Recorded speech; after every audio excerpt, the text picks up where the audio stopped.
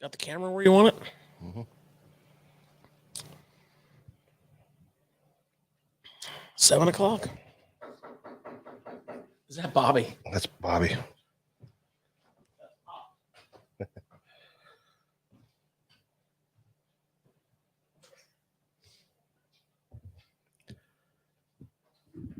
Yes. Crankbaiting 2.0. That's what we're talking about today on this edition, Tackle Shop Live.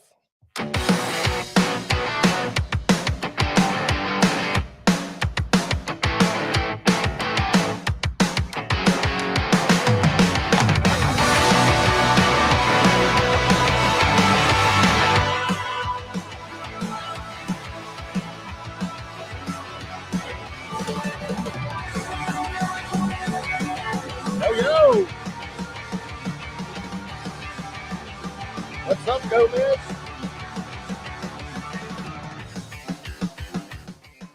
What's up, Gomez? Robert Fritz, how you doing, buddy?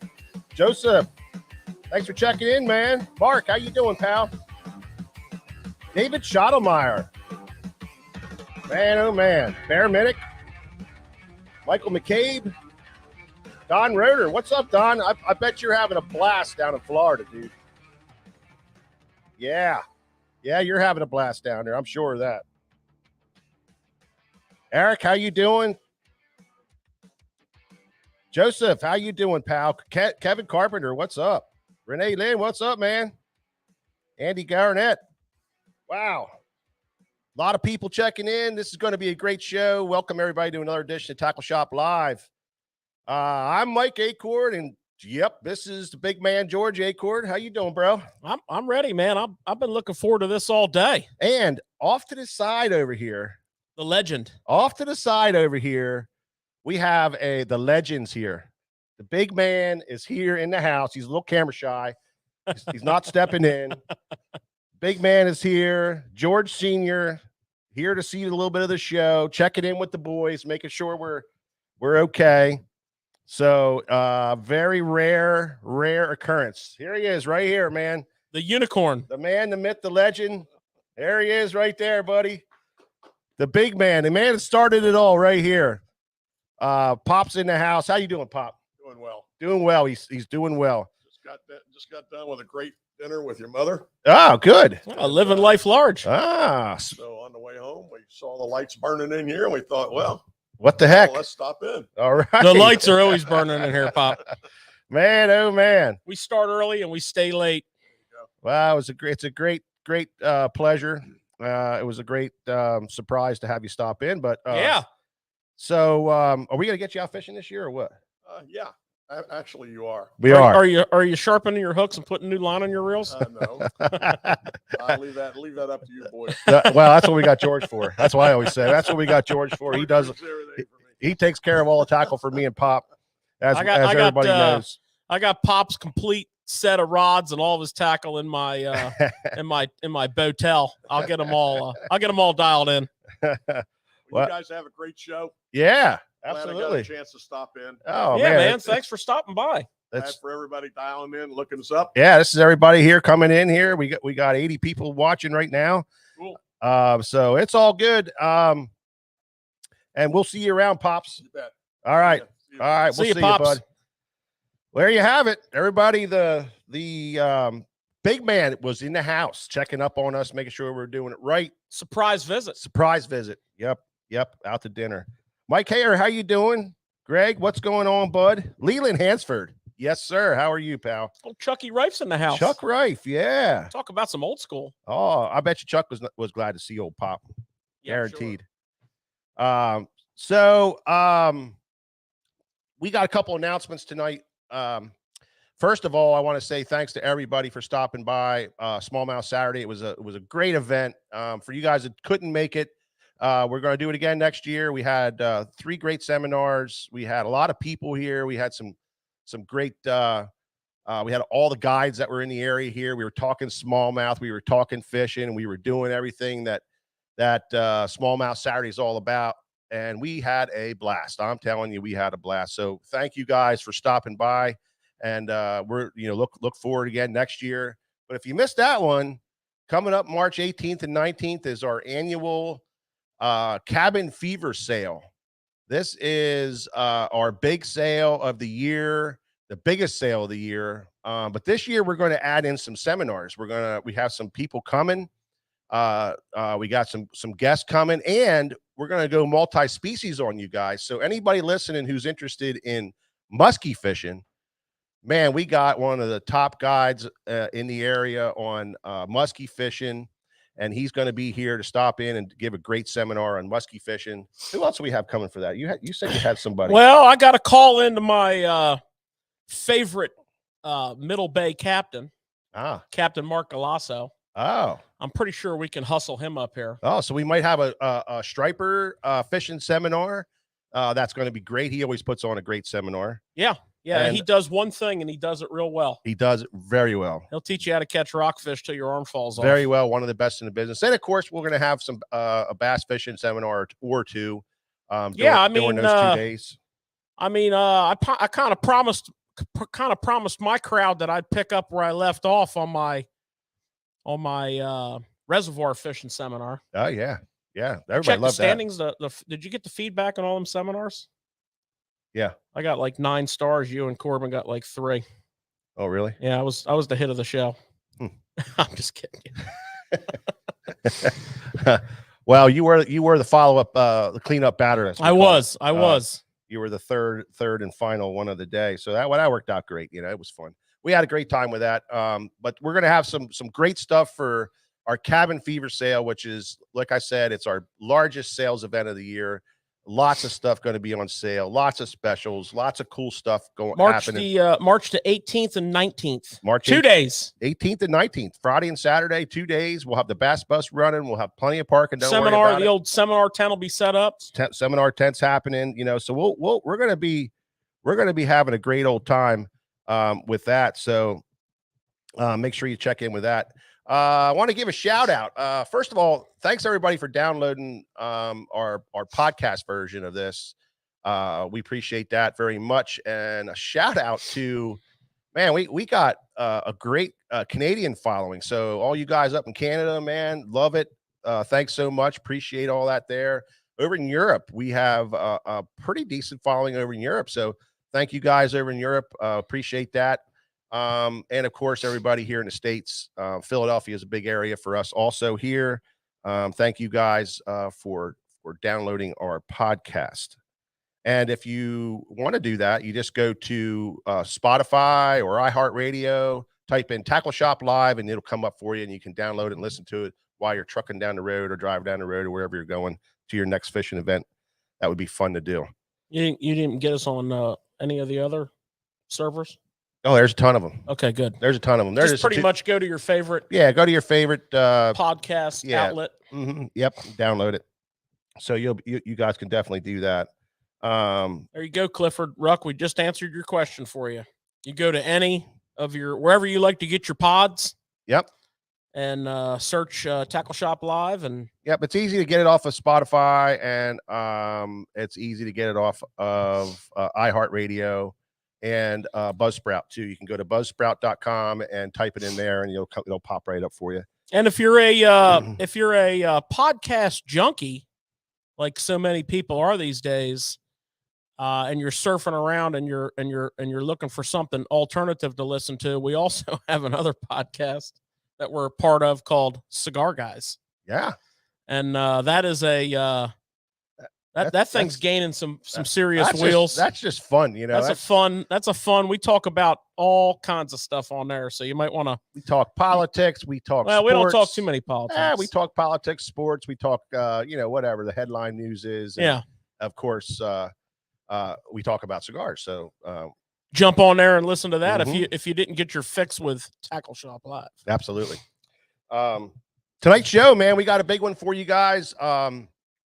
We're going to talk about Crankbaiting 2.0, and we wanted to put the 2.0 on there because we've done some other crankbait shows before, George and I, but we wanted to touch on the next level, the do you want to call that? Advanced. That advanced class. So tricky stuff. We're gonna get tricky. We're going to get tricky. We're going to give you all the little dips and secrets. And as you guys all know, I my big thing next year is to take my crankbait rod and keep it in my hand a lot more than normal.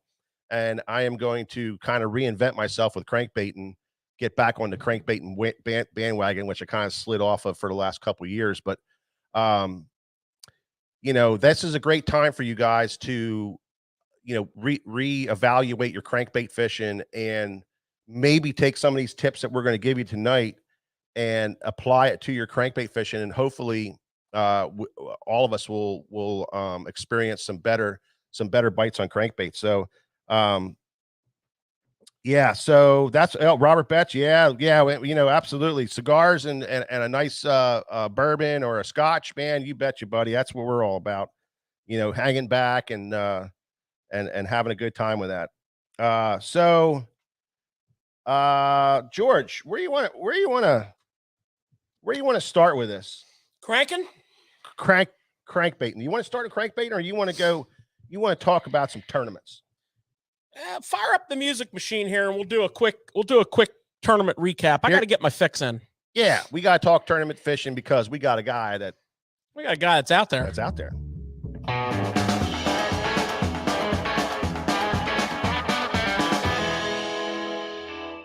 Yeah, baby. Tournament season's in full swing. It's on, man. Elite Series last week on the St. Johns River, and yeah, shout out Greg DePalma, having a great event there. Swinging for the fences on the final day, made the cut, and he performed well and got a check, and got some good points. Yeah. He's off to a great start. Yep. So yeah.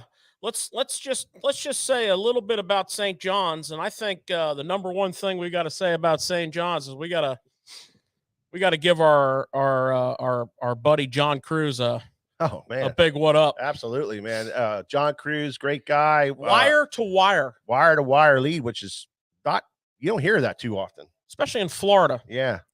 Florida is so inconsistent. You have a stellar day, and then you have to survive.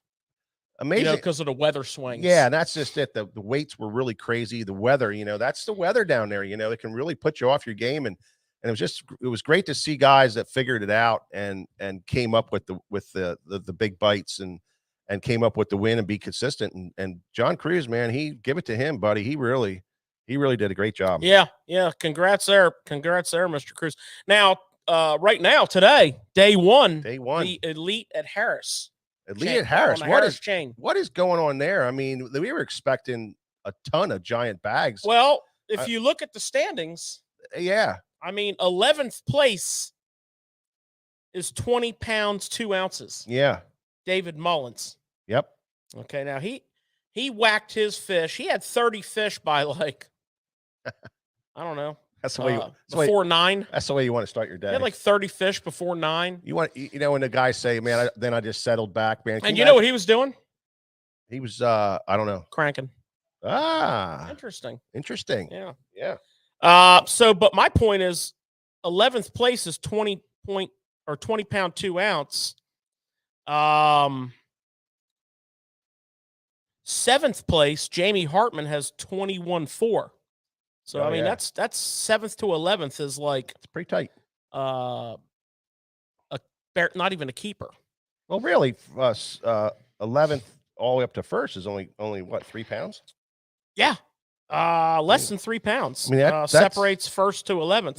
That's an easy swing, and then even down to the cut line, which I think is 13-11.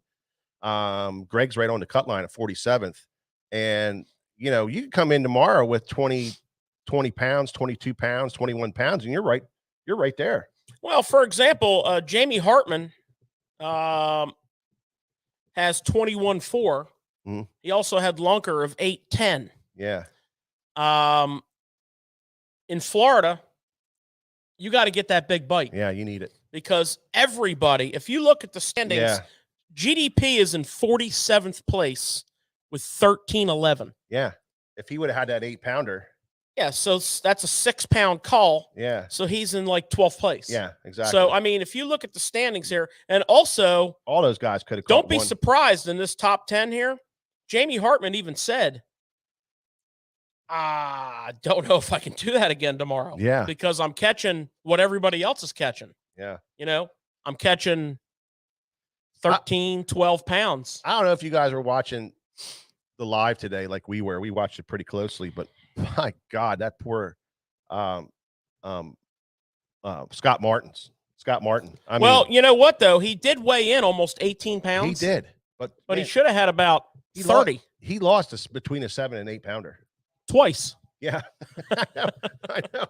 Maybe 3 times. Maybe 3 times, right. Exactly. We watched him lose 3 big fish. 3 big fish. So But you know what? Let me tell you something about why you have Scott up there. He was flipping. Yeah. 100% bedding fish, and then he would blind flip good stretches. Yeah. You know, where he couldn't see fish. Yep. And probably that biggest fish where he lost it, where he had his hand on it. Yeah. That was just blind flipping some grass that he liked. Yeah. But let me tell you something about him. Sportsmanship. Yeah. Another one of the competitors was coming in late, and they had a long run. They were at that Apaca Lake. Yeah. And, hour and a half run. Well, yeah. Well, you got the locks. The lock screwed him up in the morning. Yeah. Yeah. It was two hours and something. You can only fit 3 boats in the lock. I think he said it took him 2 hours and few to get there. In the yeah. morning. So this guy's boat breaks down. Alex, is it Web? Pajama Man. Yeah. Yeah. Sleepy Assassin. His boat breaks down, and Scott Martin's son was filming for Scott and gave him his boat to take back to weigh-in. That was cool. That's sportsmanship. That's what you can't forget about. Cool stuff. Our good friend Brian Schmidt. Yeah, he sacked him today. 5th place. Yeah. 21-13. Yeah, good for him. So good for him. Brandon Lister, of course, is leading with 23 pounds. So this is what's interesting about this tournament. Most people are sight fishing. Most of these top guys are sight fishing. A lot of them are fishing open, flat grasses, you know, offshore, big flats. Yeah. But the weather and the moon phase and the nighttime temperatures are all setting up for, because what should have been happening wasn't. There was a ton of males up. There should have been a bunch of females up. So, I mean, tomorrow could be like an absolute, I would just watch the heck out of tomorrow. Tomorrow could just be just shots fired continually all day. Oh yeah. And these guys are gonna make some major moves in their game plan for tomorrow. You're gonna see a lot of guys switching it up hard. I heard Brian Schmidt say his fish moved over 100 yards, and he just luckily he was kind of trolling motor out of the area, and he was going to move, and he made just one cast, and he caught a big one, and it kind of dialed him into where they moved to, and then he just sacked up. Yeah, he relocated that school. So a lot of guys who were on fishing practice, you know, a lot of guys, I guess, they just couldn't find them, get back on them, but they could move right back in. Well, Brian Schmidt does that a lot. He does that a lot because he never gives up. He doesn't. He's a freaking hardcore dude. And then the third tournament we're going to follow this week starts on Saturday the 19th, and that's the Bass Pro Tour. And what's interesting about this tournament is they're fishing Lake Fork. Love Lake Fork. 2 pound minimum cut weight. And I mean, it's going to be hard to be more impressive than the absolute slobber knocker slug fest that they had last week. I don't know how they're going to beat that. But this could, I mean, they're on Lake Fork. They're on Lake Fork. Yeah. Probably one of the greatest lakes in the country. The jewel of East Texas. Yeah. The lake is down 6 feet. Could throw a little curveball at them. So that is what we got going on nationally on the tournament scene. So just wanted to touch base on that because, you know, we got to keep our segment alive. Yeah. Well, so when we're watching Greg and he's right there at the cut line, and I hope everybody cheers him on for tomorrow. I know we are. We're going to be here hooting and hollering at him.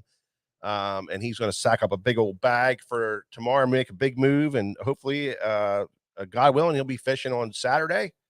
And also on another tournament related note, just wanted to shout out to the family of Bink DeSaro. Yeah. An Idaho tour pro, he fished BASS, as well as FLW, which is now MLF. He fished the Bassmaster Tour. Mhm. And in the 2004 Classic, which I was fortunate enough to qualify for, Bink also fished that. Oh, okay. So that's that. When Yeah. I caught his name, that was my Yeah. connection there. And he passed away unexpectedly just the other day at the young age of 52. So Prayers with him. Prayers with the family. yeah, Absolutely. So one of our Bassin brothers has passed on. Yep. Well, Troy Rink's stopping in. Hey, Troy, how you doing, buddy? Your son is whacking giants down in Florida. It's just me and George tonight. You notice I didn't say Corbin and I didn't say Cameraman Nick. Cameraman Nick was on assignment this week. He went down to Florida and rode around with GDP for the practice period. Got some great social media footage and some other videos that he's going to be releasing here over the next week. And so he's down there. And then today he had a chance to go fishing. He went to John's Lake. That's the name of one. John's Lake. And he caught a 7.5 pounder. Slaunch. Plus he caught some other, like a lot of 3 and 4 pounders. So he had a great time. So I can't believe that Troy Wink I know wasn't in the boat with him. I can't believe he's not down there. That was a mistake. We have Trenton Carey checking in. He apparently is down at the elite tournament at the Harris Chain, and he is going to be marshaling with Brandon Card. Ah, nice. Or not Brandon Card, Trenton. is it? Brandon Card. Brandon Card. Yeah. Brandon Card. Yeah, so he'll get a chance to see what that Suzuki motor can do. Absolutely. Because I'm sure that guy's going to rev it up. Absolutely. That'll be an experience, huh? Huh. Trenton's going to be like, I'll tell you. Damn. I tell you, the stuff you can learn in a boat when you do that. Yeah. I don't know what they charged to do it, but as a marshal, I don't think it's more than like $200. I was gonna say it's either $200 or $250. It's so worth it. I mean, it's like the least expensive guide trip that you'll ever go on with a touring pro. Yeah, and I know when me and George were fishing, we fished some of the co-anglers. We fished when the elites had co-anglers. Yeah, we fished a couple. I fished 2 of them, maybe 3, I think. And I just sat there and watched them. A lot of times I get my limit. I just sit there and watch them because you just learn so much just from watching them. Absolutely. Small little details. So suck that stuff up there, brother. You'll have a great time down there. I know it's a good time. My only other thing I would caution you about when you're choosing your bodies of water to marshal on, the one elite that I fished, it was the last elite they allowed co-anglers. Yeah. Lake Erie out of Buffalo. Yeah. Boy, that was some interesting boat riding. That was if you don't want to go like on the adventure boat ride of your life, either look at the weather in advance before you sign up. That was back in the day when they let you go. They don't let them go like that anymore. Oh, we went. I know. We went. They don't let them go like that. There's too much liability out there now, and those are the days that they set them on the bank. But back end, man, you went no matter what. I mean, if it was calling for a big wind and they told you to be careful and get on the water, get in your boat, Bobby. Yeah. I fished with Charlie Hartley the first day, and we ran for an hour and 45 minutes. Yeah. And then it blew. Oh yeah. Well, it blew on the way down, but we basically fished in like 5-footers and then came back, and we had all kinds of mechanical issues. We had water in one of the tanks.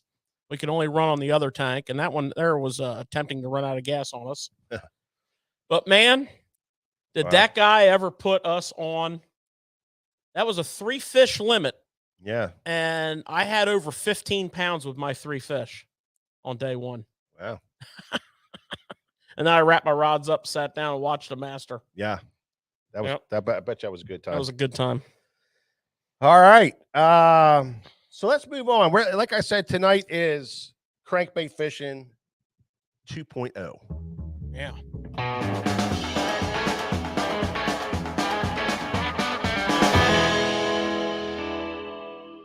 Let's get into this, man. Let's get into this crankbait fishing. Talk about what's going on with the next level of crankbait fishing. So when we say that, what are we talking about here, George? What do you want to start at? Well, there's an awful lot to talk about here, and I I don't think we should really just go with the real basic stuff. Right. But we should talk about the different styles of crankbaits briefly. Yeah. And kind of their characteristics and when we choose them. Right. Yeah. Oh, look at And that. then- St. Chris is here. And then we'll talk about like some next level approaches and some of the really important things that you should look at. So, well, I think it's important to break down the crankbaits, the styles of crankbaits. So I kind of got them grouped up here Yeah, in like maybe 3 or 4 really important families. yeah, just to bring everybody up to speed, we got the flat sides. Got your flats, and basically, not to get too basic here, but we're talking about a bait that has basically a thin, flat-sided, thin, generally shallow running, but not specifically shallow running. We're going to be talking mostly about shallow running. Anywhere from a square bill lip to a rounded lip. Yep. And interestingly enough, a lot of the better flats have circuit board lips. Not all, but a lot of them do. Yeah. And it's the flat-sided bait, is primarily originally, I should say, designed to deal with cold water temperatures. Tighter wobbles. Tighter wobbles. Now, that doesn't mean that you don't get a noticeable vibration out of them. No, you do get a lot of vibration out of them. But depending on the model, it could be from a very, very faint vibration to a more pronounced vibration. Right. But they don't track wide. Right. They track tight, and that's what makes them so effective in cold water. But by no means are they limited to cold water. No, so they're better at cold water. Yeah, but they're not limited to cold water. No, and that's exactly right, because I've had some great days in the middle of summer on flat-sided baits, and that's when we fell in love with this guy. And the key that George said that I think you got to get out of this is with the flat side is you have flat-sided baits that have a real kind of tighter wobble, and then you have flat-sided baits that have your big wide belly wobble, and a little bit, some of them have a little bit more tail kick. So it's important, and this is the key, right, George? These are some of the things you really want to pay attention to. It's important to know your baits very well and how they actually track through the water, so that when you start getting bites and you're looking through your baits to try to maybe upgrade, getting bigger fish, or change your colors, or whatever, you can go through your just flat sides and get different actions out of them. So it's important to know your baits very well. It is. And we're not saying you have to own every flat-sided bait made. No. We're saying experiment with flat-sided baits. If you build up a collection of them, get to know which ones are tighter. Perhaps you get faced with a cold snap or something, and you want a more neutral action bait, and know the depths, know the running. Some of my favorite flat sides that I and we've talked about this bait on this show for since it's been on the market. The Fritz side. Fritz side's amazing. And this isn't an inexpensive bait, but it's not terribly expensive. They're $10.99. Mm-hmm. But they come in. Another important thing with your bait selection, they come in different size profiles. So, for example, we have the 5 Junior, and I know these are kind of hard to say. The 5, and then the big 5. And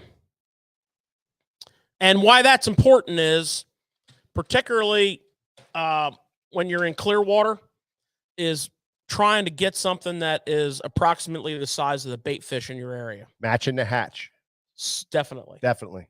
Also, you'll get a little bit of a depth range variance out of them. You get a really tough day, and you're a lot of people are conditioned to get the spinning rod out, get the finesse baits out, and try to catch some fish.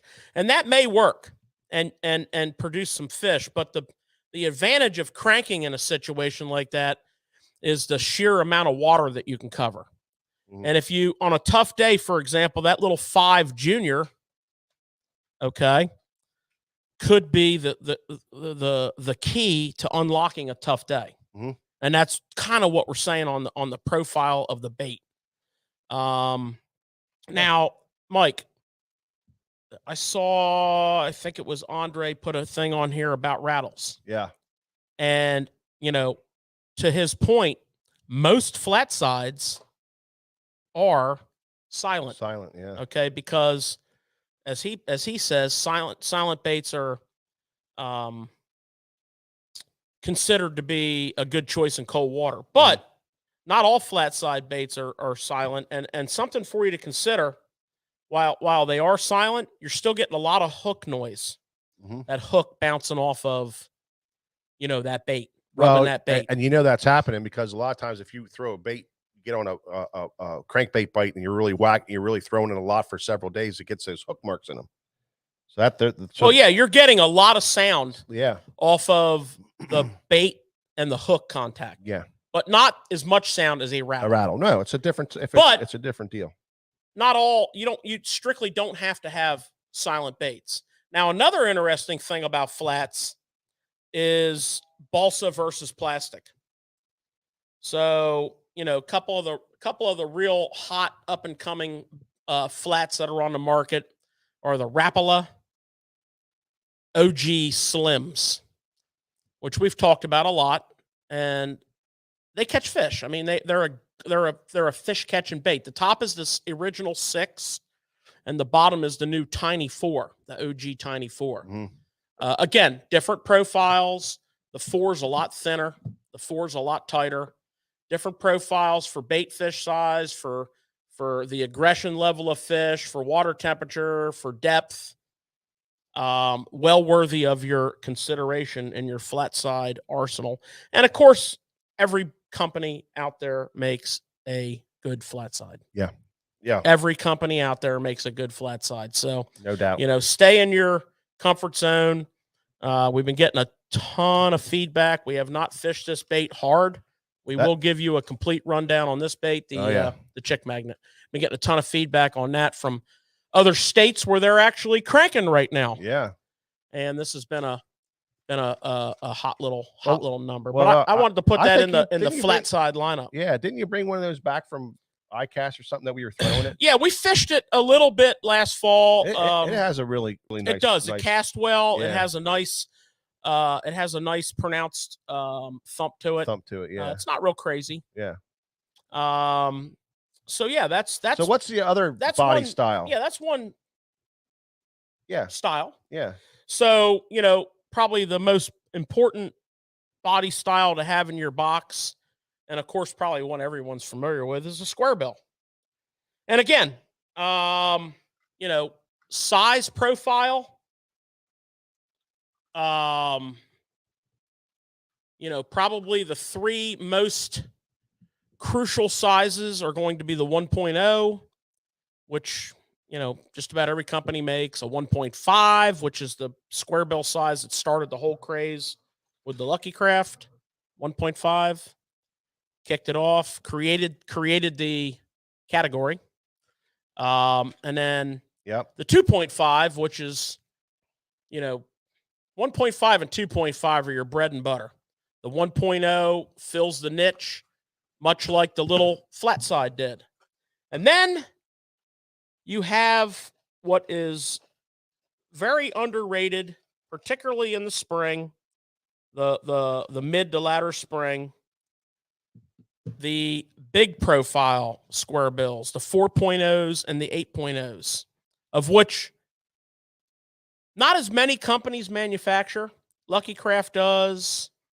The KVD Strike King comes up into these sizes. Now, these are not going to be, especially the 8.0 is not going to be your everyday crank. Right. This is going to be when you're around really big bait fish. Yeah. Like big gizzard shad. Yeah. You know, those, we call them mud shad in the spring, you know. Yeah. The 4.0. But by no means should you ever allow yourself to think that those baits are too big. You know, it's a common thing to feel as though that bait is too big, Well, you know, right?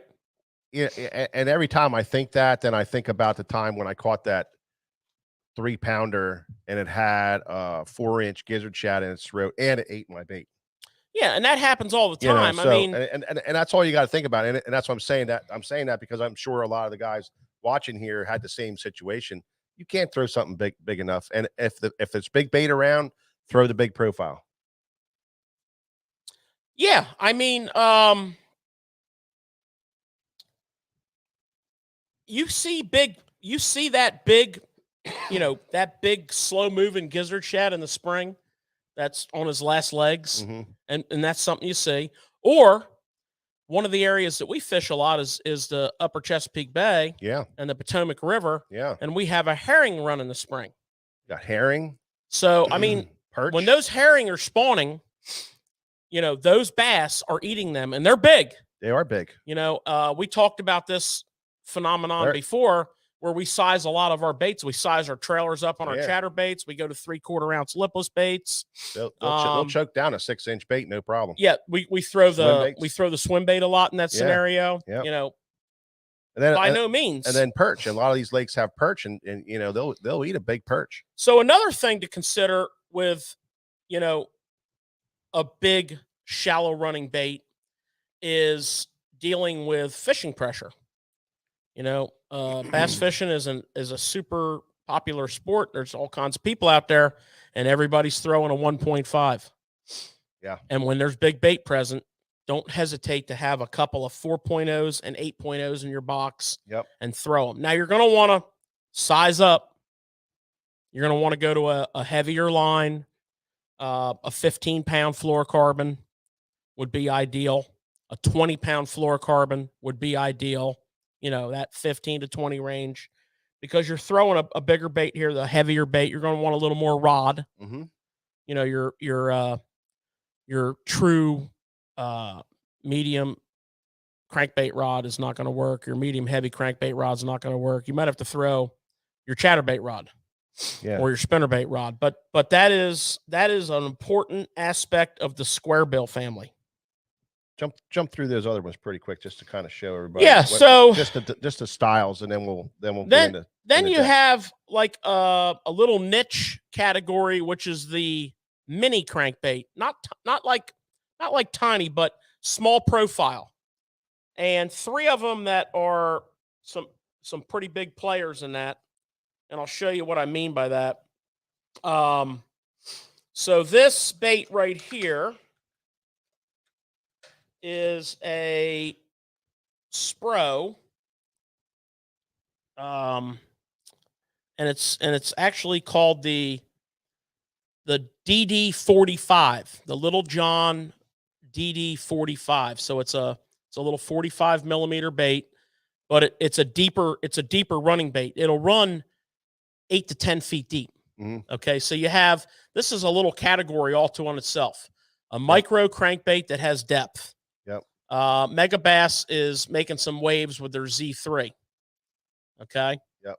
It's a small body Deep that lip. has depth. You know, this bait is, I believe, in that 10-foot range also. And then also the shallow small baits and the Mega Bass Z1. Yeah. And there's a bunch of other ones yeah. too. But they're the small body that gets the depth out of it. Yeah. Okay. That's an important little subcategory. It's a great little category for you guys who like, when do you throw that? Well, it's a great category to throw post spawn, a couple of weeks where you got all that fry around, and but there's still a few spawning fish around. It's a great bait to throw when that fry's around. I know we've had some great success with small little tiny baits like that. when the bite's real tough and there's not a lot of fish spawning and there's a ton of fry around. Match to hatch. There you go. That's well, that's yeah, and another hatch. circumstance where those little baits shine is later in the summer, on your lakes that are like populated with gizzard shad and threadfin shad. That they're on that little shad hatch where the little shad are tiny. Yeah, the little small shad. Yeah, and they might even spawn a couple times. So this bait will come into play in that arsenal. We've had some interesting success with that. Mm-hmm. And then another category is the typical round body, rounded profile, which right now is being highlighted by the DT8, the DT6, the DT4, that DT series. Great freaking series. And so many other crankbaits that fit that profile, that can range in depth from shallow to deep. The XD, the series, XD family, and the regular 1 point or the size 1, the size 3, the size 5. And again, in those deeper running baits, you can go all the ways up to, obviously your 25 footers and your 10 XDs and other baits of that size. So that's kind of the categories. Then you kind of have your shallow. Yeah, they're not really like, your wake bait. Yeah, they're hybrids. Your wake bait, your baby 1-, your wake bait. That's a very, and we have a cool trick for you on this tonight. This is a really cool, this comes into play from spawn season on. You can throw these baits anytime. That really come into play during the spawn, the pre-spawn, the spawn, when those fish are moving up.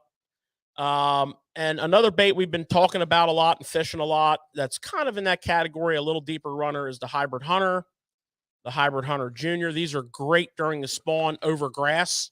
Yeah. So that's kind of like a hybrid category. And we have some tricks for you on that category that we want to go over as well. Sure. That's kind of the families. Yeah, that's the loosely families. Yep. And kind of a little bit about them. Just to kind of, if we start mentioning a family, that's where we're going. Mm-hmm. Absolutely. So, Mike, let's get into some of the nuts and bolts. Absolutely. Let's get into some of the nuts and bolts. Let's talk about things like hooks. Well, changing the bait with hooks. I just feel like that this is something a lot of people don't pay attention to. And nowadays you got so many hook options that will change your bait or help you land those fish. Because with crankbaiting, it's number one, hooking the fish, and then it's keeping them on your hooks. And that's why the glass rods, which we're going to talk about, trying to get the rod and the line combinations right, so your landing your landing ratio is higher. That's a big thing. So plus you got the hooks to use for different changing your bait colors, changing your bait look in the water. So you got all these kind of neat stuff going on. And it used to be that we had to upgrade hooks because the hooks that came on the baits were inferior. No, right. But that's not so much the fact anymore.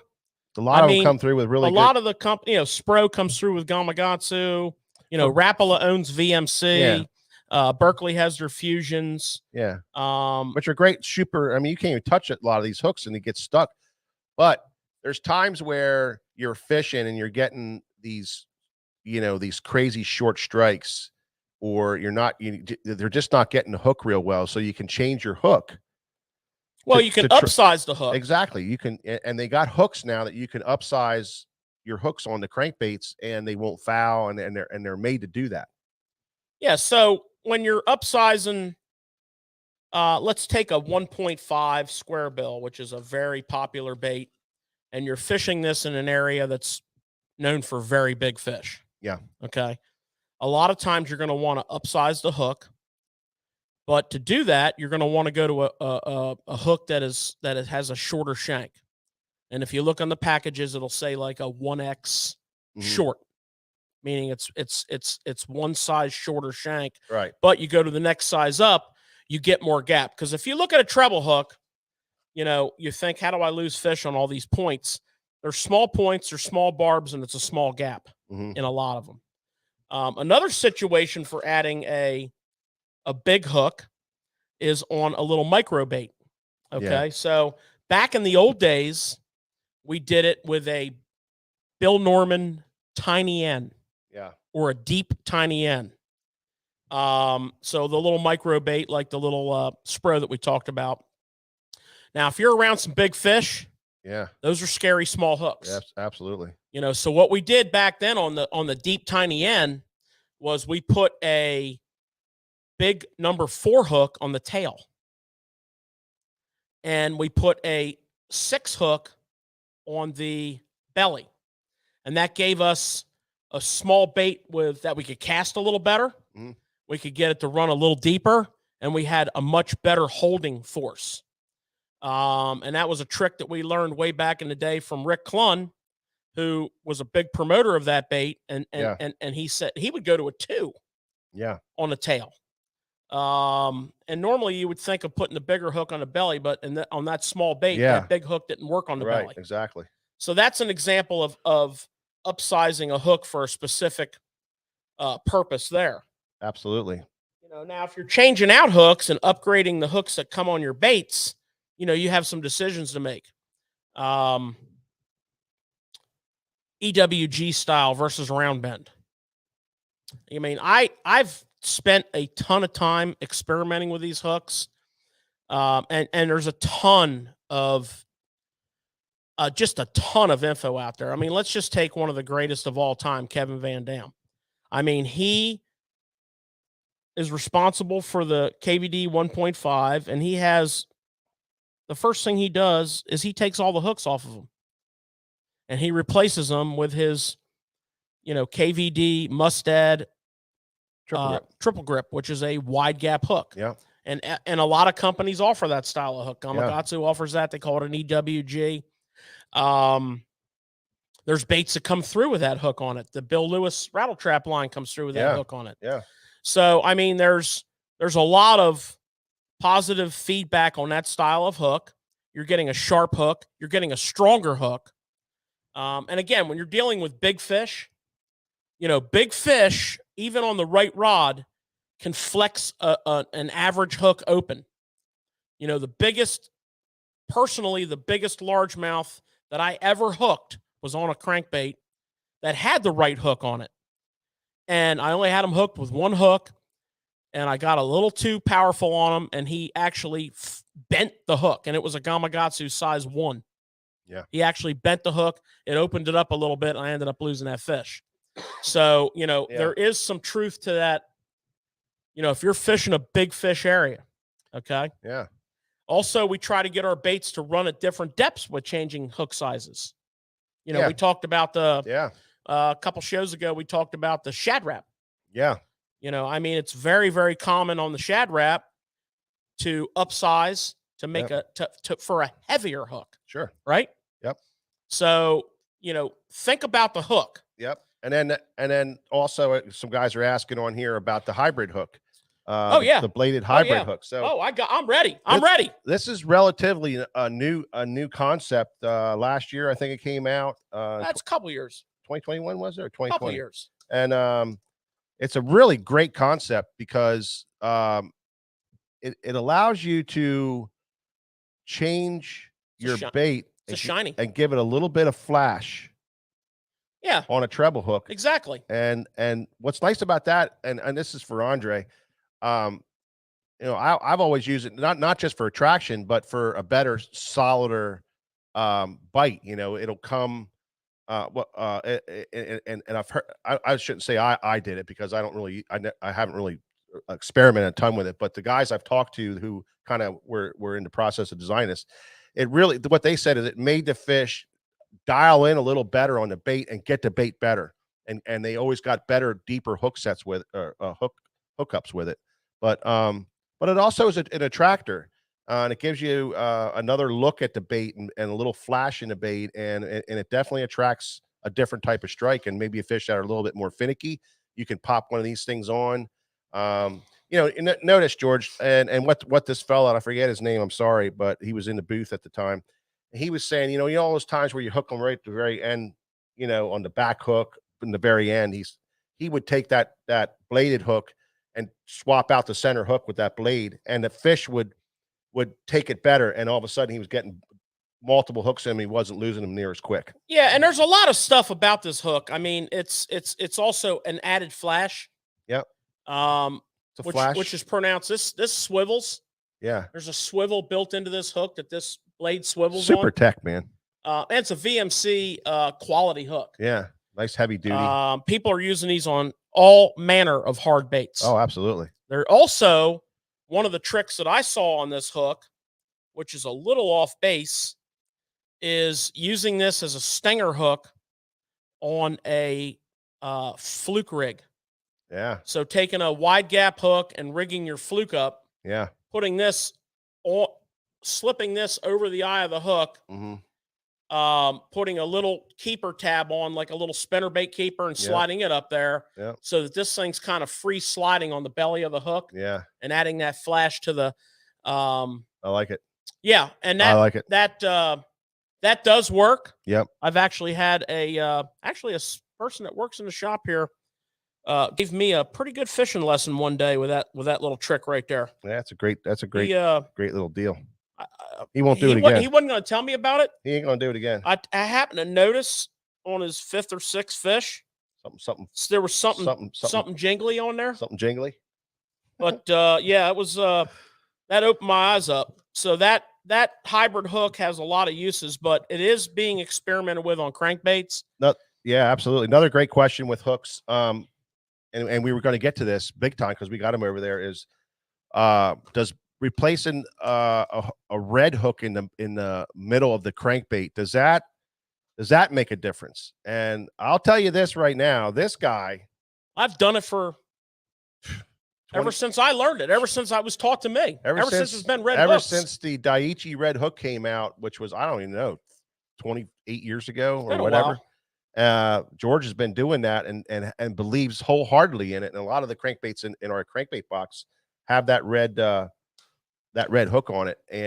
And that's exactly what they say. Not only is it an attractor, the red flash, but it also gives them a zeroing in point where they zero in more towards the belly of the bait, and they get more of the treble hooks in them, again, for hookup ratios. And a lot of the stuff these guys talk about is hookup ratios, landing ratios with this stuff to get more hooks in the fish, because you lose so many fish when you're crankbaiting. So, and I would like to say about the red hook on the belly, there's a lot of times when I don't think it makes a difference. Yeah. But there's a fair number of times where I can tell you it did make a difference. Yeah, especially when you were fishing one without it and then you put it on and seen the difference. I mean, I've seen it. I've done it for many, many years, and I've seen it. It's kind of like scent.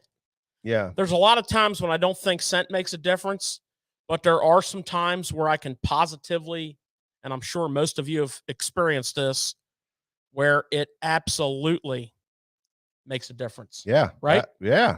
Oh, absolutely. So, I mean, that red hook trick, also on topwaters. I'm a big fan of the red hook on a topwater, a popper, a walking bait. Yeah. So definitely experiment. That's one of 3 or 4 tips that we're going to share with you tonight that you're going to want to experiment with. And I also think you're going to want to experiment a little bit with this, the hybrid treble blade hook from VMC.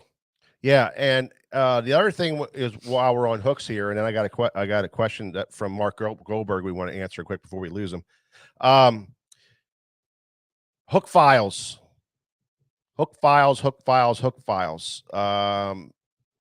Make sure you have a really good hook file in your boat when you're fishing shallow rock cover for a long extended period of time.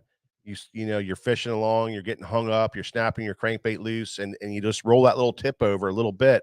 It's real simple to take your hook and just touch it up real quick, bring that point back to super ultra sharp, and you're right back in the game again. But a lot of times, and I'm guilty of it, I'm one of the guilty ones, is you know, you don't check your hooks often enough, and it'll cost you. It costs you at the time when you don't want it to cost you. It will absolutely, you know, it'll cost you big time. So make sure you keep your hooks sharp.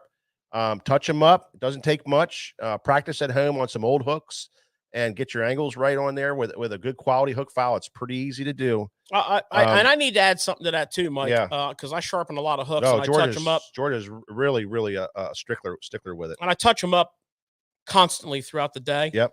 But as soon as I get a hook that I can't touch up, I've tried. Yeah. I've changed the shape of it from trying so much. This is something that you guys and gals want to do on the water. Get your split ring plier. Yep. And change that hook. Absolutely. It takes seconds. Well, it takes me about 10 minutes, but yeah, it takes seconds. I'm not the slickest person. I recommend, here's what I recommend you do. I recommend that you take a small box, or if you have room in your hook area where you store your hooks, depending on how you do it. I'm not going to get into that.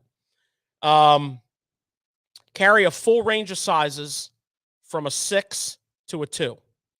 Yeah. Have a couple red ones in there in, say, the 6 and the 4, which is where you're going to use that the most. And some spare split rings. And you can quickly fix your baits on the water. Now, that can happen a couple of ways. One, you could be sizing up the hook, as we talked about. Yep. Or putting a bigger hook on to get the bait to run deeper. Yep. As we talked about. And by all means, that makes a big difference. Yeah. So you need to have this hook box handy. Yep. And what I don't like doing is dumping my hooks in a plastic box and letting them bounce around. Right. That dulls them. That's a good point. That dulls them. So if I'm putting them in, a lot of the times I keep them in I have a box of trebles, strictly for trebles, and the hooks are in a plastic bag that's kind of crumpled up in the slot so that it can't move. Mm-hmm. Okay. I absolutely have to tell you that if you can't sharpen that hook, then that hook must go. Yep. That hook must go. Yeah, it happens a lot. Or you just touch it up too many times, and you know, that's the big thing. You touched up too many times, and it's like, oh man, now I got this big blunt end on it, and you know, punches the big hole, and you don't want it to punch that big hole. You got to change your hooks. Just change them out. Before I go anywhere too much farther here, and I lose this. We have some questions. Question from Mark Goldberg. His question is, if me and you were, or me and you, between me and you, or both of us, what is the one crankbait that practice, tournaments, fishing straight up, you catch the most fish on? Mm. And I've been thinking about this since he put it up there, and it's super hard to. Have you seen the crankbait boxes in my boat? Yeah, I know. That's what I'm One? saying.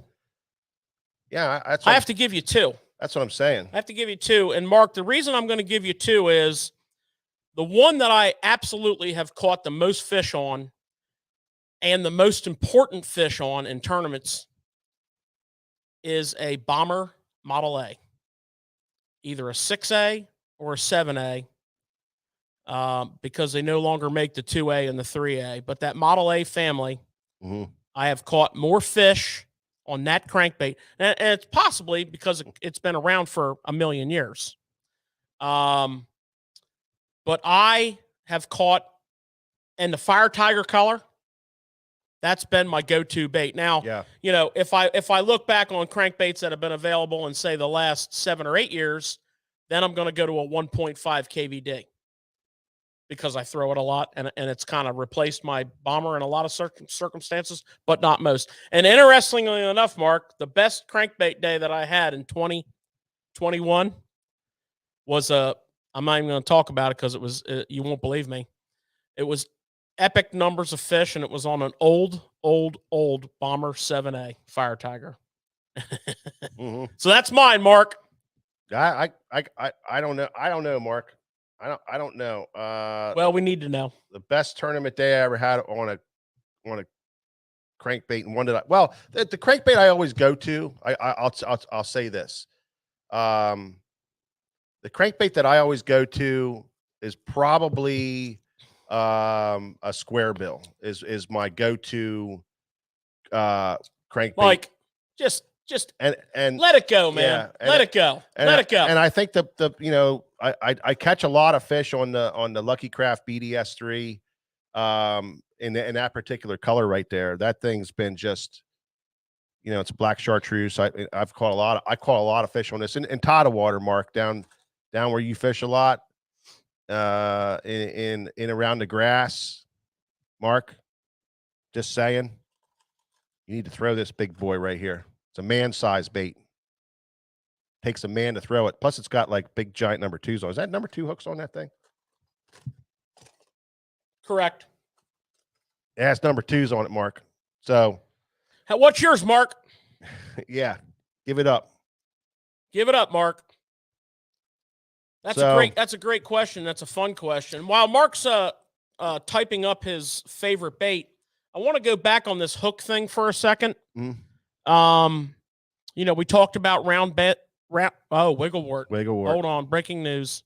George Ashbridge, DT6. George, you need to get you some DT8, son. Yeah, the Wigglewort, Mark. Great call. Absolutely a great call. That's kind of a subcategory of crankbaits, the wart style crankbait. Yeah, sure is. The rock crawler, the Wigglewort. Yeah, rock crawler, Wigglewort, that kind of thing. But getting back on these hooks. Yeah, you want to talk about some split rings for those things. I want to talk about the hooks a little bit. I want to talk about the split rings a little bit. That kind of goes with those. Yeah. Yeah, you can't have one without the other. Yeah, gotta have a split ring. So what I want to say here is I want to reemphasize the round bend versus the EWG. We talked about the great one. He's an EWG guy. I'd like to make an argument for round bends. I fish almost exclusively with a Gamakatsu round bend. In bronze. I'm kind of stuck on that bronze. It doesn't matter, but that's what I like. I put a red one on the front a lot of times, as we said. But the connection of the hook to the bait, and this is really important depending on your bait. Some of the small baits are equipped with light, small split rings. And if you're in a big fish area, you may want to take a moment before you hit the water and upgrade your split ring. And what I want you to look for, and there's a ton of, if you go back in our terminal tackle aisle and look at split rings, you're going to get a splitting headache because there's so many different styles. And every brand has at least 2 different weights. They have a standard, and then what I want you to look for is things like on this owner package where it says Hyperwire. On a Spro package, it will say Power Split Ring. Yeah. And so on and so forth. And what they're indicating there is the type of wire is a stronger tensile. It's not necessarily a number 3 Hyperwire is the same size as a number 3, but you can see a little gauge difference. Plus, it's a different wire. It's a hardened, much hardened, better quality. And I would like to suggest wire that if you're taking the time to upgrade hooks, and a lot of us do it in the downtime when we get froze out and it's a dead of winter and we're playing with our tackle. A lot of us take the time to freshen up old baits, change out bad hooks, upgrade hooks on baits that we bought that may not have the best hook on them. Oh yeah. No shame to you, Strike King, but your hooks are good, but they're not great. Yeah. So consider your split ring option also. Okay. Yep. And a question that we get asked a lot here at the shop from particularly our online customers who can't put these items in their hand is the size of the split ring. Yeah. And a lot of times I'll be pulling orders and I'll see a guy's order. It'll be like 20 packs of number 4 treble hooks. And then he'll order like a number 2 split ring. Yeah. Now I know that he didn't mean to order that number 2 ring. And I'll call him up and I'll say, I think I know what you're doing. And it's probably hard to tell by the size charts, but you want a number 3 ring. Yeah. So, that little tiny ring is good for a little tiny hook, a little number 2 ring, but your go-to bread and butter ring is going to be a 3. Yep. Okay. And if you get up into, if you're fishing these big baits, Number like these 4.0s, yeah, with those big giant hooks on 'em. 10XDs, 8XDs, you're going to be getting into a 5, Mhm. a 4, and a 5. Okay, because the hooks are really heavy. Right. So Right. I grabbed a pack of these to remind me this is something important. Yeah. And Right. absolutely. Absolutely. And then a comment that you made earlier that generated a thought for me was you talked about the gentleman with the bladed treble that was telling us at the iCast show about that. Yeah. And how he would put that on and see a difference on the short striking fish. Yeah. Yeah. My rule of thumb is if you're catching fish on a crankbait and you're catching them on the back hook, you're throwing the wrong color crankbait. I've always been a big believer in that.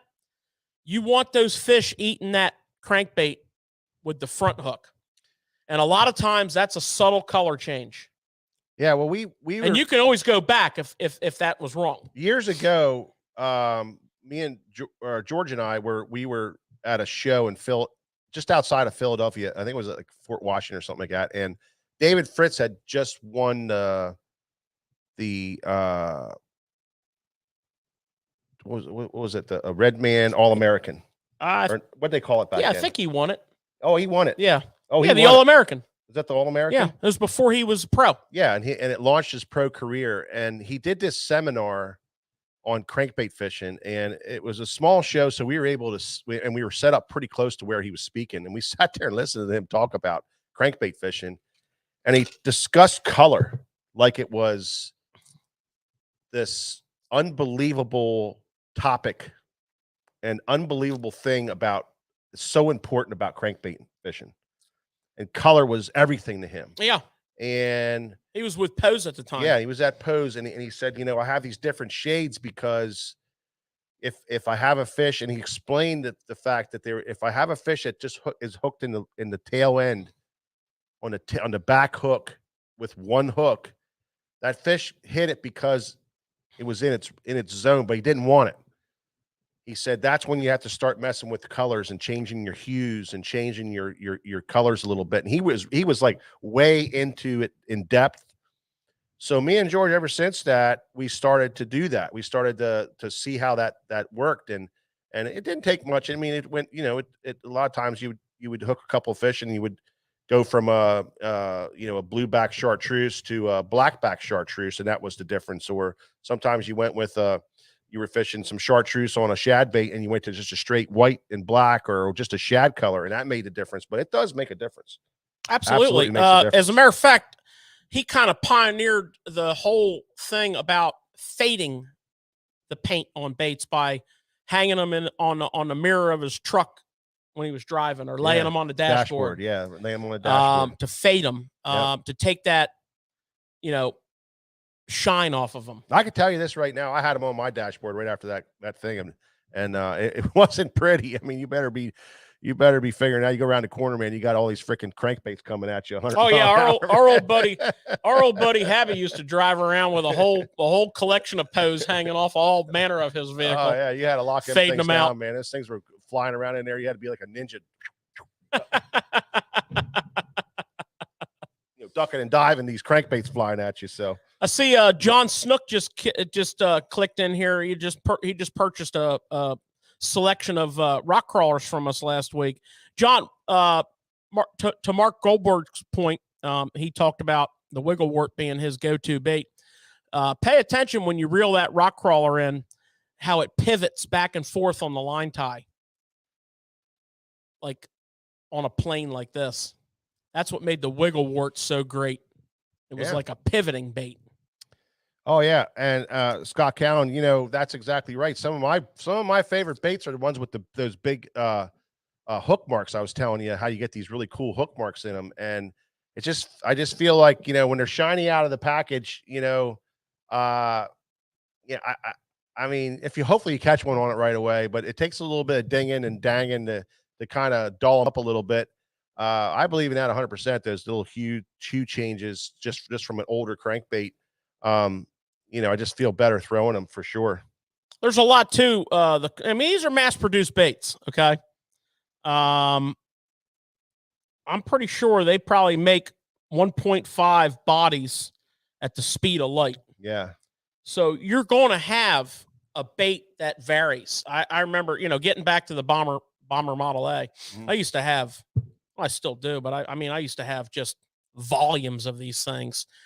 And some of them were different. And we didn't like them. Some of them were terrible. We just some of them you couldn't tune. Take them out of a package and throw them right in the trash can. Some of them you couldn't tune, which we're going to talk about tuning here in a little bit, but some of them you couldn't tune. And some of them were special. And they got a little T on the underside of the lip with a Sharpie pen, and they never got used unless it was money day. So you can pay attention to that on your baits as well. And I mean, I had a good friend of mine who had a Rebel We Are. That was probably back in those days, he probably paid $2.98 for it. And this was a magical Rebel We Are, and he hung this thing on a famous set of pilings on the Potomac River and swam down the line to get the bait back. Yeah. And I said that you probably shouldn't do that because there's probably 98 other hooks on that piling, and if you get your hand hooked on one of them, you're probably going to have a problem. Yeah. But he had to have that bait back. So, you will have those magical baits. Pete Gluzik often tells the story of his $100,000 Bagley that had been doctored and repainted numerous times by a local legend here. That's a Crankbait Picasso. And that is a real thing because of the mass-produced angle of these baits. So you look at how many get a special bait. Yeah, and you look at how many guys are getting crankbaits painted. That just goes to tell you how important color really is. I mean, guys really believe that they have a color that they want to replicate as close as possible. Now, there's some really super fancy paint jobs out there that are beautiful, and there's guys that do extraordinary work with this stuff. But I remember there was a guy who took a crankbait into one of our local painters, and he said, "I want this crankbait. I want you to paint this crankbait, the brand new one, so it looks like this one, my used one." Yeah, with the hook swings and everything. Yeah, with the hook swings and everything. Yeah. But even that muted dull paint. Yeah.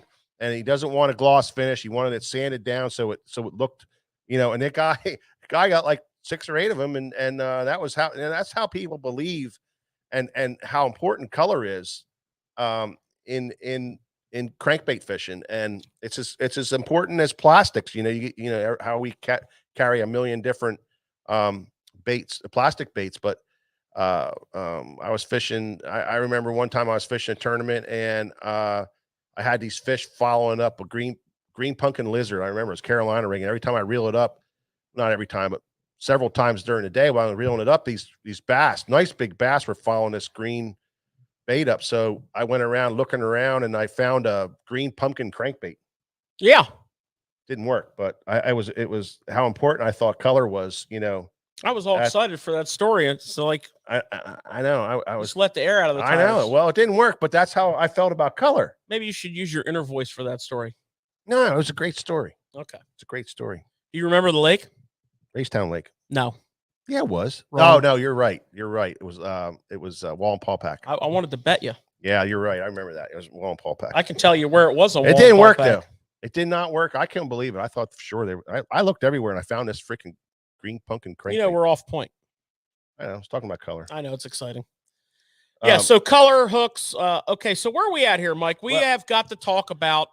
We talked about modifying the baits with hooks. Yeah. So getting more depth, getting less depth. So what about line? Yeah, that's what I was going to say. I think that the follow up with that would be, what does line do to your crankbaits? Yeah. And it's big. It's big. So first of all, let's talk about the proper line, and then we'll talk about adjusting the bait with line. Okay. But first, thanks everybody for stopping in tonight for our show. We got some newcomers here that are stopping in. Austin Douglas, first time. Thanks a lot. Simon Zer, how you doing, sir? We got great people. Casey Hepler. I'm going to answer his question later. Casey, I'm answering the plug knocker question later. Yep, we're going to get to your question for sure. A lot of these questions we're not going to answer because we know it's in our program. We're going to get to them on a lot of you guys' questions. It's in our notes. We're going to cover it. But just wanted to say hi to everybody and thanks, John Snook. How are you doing? Thanks for tuning in. Thanks for tuning in. Thanks for tuning in. And for you guys who are just tuning in, this is Crankbait Fishing 2.0. So we're getting into some nitty and gritties, and we talked about all this stuff, and now we're getting into line and how important line is to crankbait fishing. Well, first you have to have the right line. Yeah. Okay. So I mean, let's talk about that from our different styles of baits here. So let's talk about shallow cranking. Yeah. So shallow cranking, 0 to, let's say, 6 feet.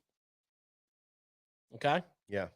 So we're not usually worried about getting the maximum depth out of our bait because we're shallow water. But we are worried about protecting from rough cover, and also a thicker, heavier line gives us a good deflection, aids in deflection. So I suggest that on your shallow crank rod that you're going to throw your square bill on, your 1.5, your 2.5, that you're going to throw your hybrid hunter on. You're going to throw your flat side, your Fritz side 5, your that kind of stuff. I suggest that you go to a 14 or a 15. Okay. And I mean, you can make a great argument for the type of line. I'm a fluorocarbon guy, and I think it benefits me. Yeah. Okay. Other people make a great argument for copolymer, what have you. Fish the line that you're confident in. I can tell you what doesn't belong in that venue. Braid. Okay. Braid does not belong there.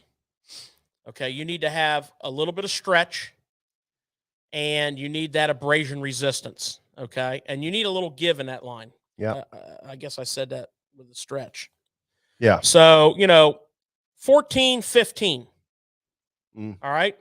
Now, on your deeper diving crankbaits and where you are concerned about depth, let's say you are cranking offshore cover on a form of structure like a point or a ledge, or you're cranking a deeper rock pile or a log or something that you saw on your forward looking or your 360 and 10 or 12 foot of water, then it's nice to have a little bit of a lighter line because you're going to get more depth out of your baits. So where you're concerned with depth on your mid-range, let's call that a DT10 up to something that runs in that 15 range. 10 to 12. Okay. 12 if you're banging a lot of cover in that range because you're still getting your good depth. 10 if you want to max that depth out. And then on your max baits, your 8XDs and your 10XDs, these are some big boys. So a 6XD, 12-pound test. An 8XD and a 10XD, 12 to 14. Because you're slinging a big weight. Now, if you want to get max depth out of these, 12. So that's kind of the ground rules there. Now, why do I go through all that? Because you can change where those baits run by changing that line. Absolutely.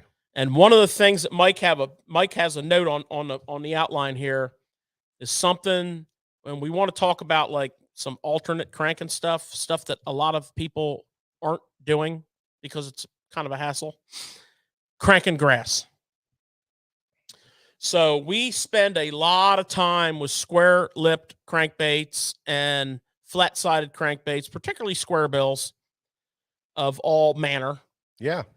Cranking grass. Yeah. Some of the ones that have worked extremely well for Mike and I are Bandit 100s. Any kind of a 1.5, a Lucky Craft, a KVD, anything, Yeah. any of your Yeah. favorite 1.5. Yep, that's what we throw the most of. Now we're getting into this hybrid hunter. We're starting to get Yep. sucked down that wormhole. What a pain in the neck to crank grass. So, and Mike loves It's cranking horrible. grass with his beloved BDS 3. Yep. Loves it. He's caught so many huge bags on this thing. Just a pain in the neck. But your setup is critical. Critical.